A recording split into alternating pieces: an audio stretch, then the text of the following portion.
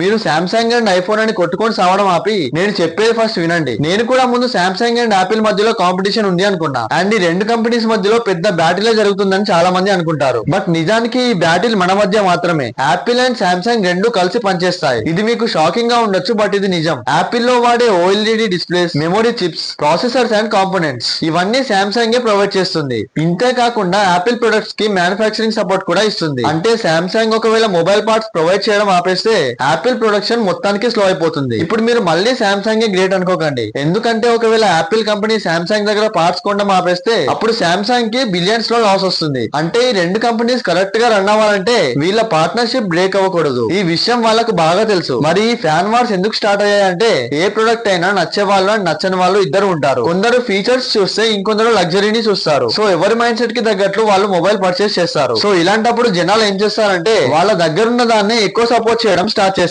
ఎప్పుడైతే కొత్త features add అవుతూ ఉంటాయో ఇక అప్పుడు ఇన్స్టాలో అండ్ యూట్యూబ్ లో వచ్చే యాడ్స్ వల్ల ఈ రెండు కంపెనీస్ ఫ్యాన్స్ మధ్యలో ఆర్గ్యుమెంట్స్ ఇంకా ఎక్కువ అవుతాయి. ఇక దాంతో రీల్స్ అండ్ మీమ్స్ కూడా చేస్తారు. సో మొత్తానికైతే శాంసంగ్ అండ్ యాపిల్ గురించి ఆర్గ్యూ చేస్తే మీకు ఏమొస్తుందో తెలియదు కానీ ఈ రెండు కంపెనీస్ కి మాత్రం మీ ఫ్యాన్ వార్స్ వల్ల చాలా బెనిఫిట్ అవుతుంది.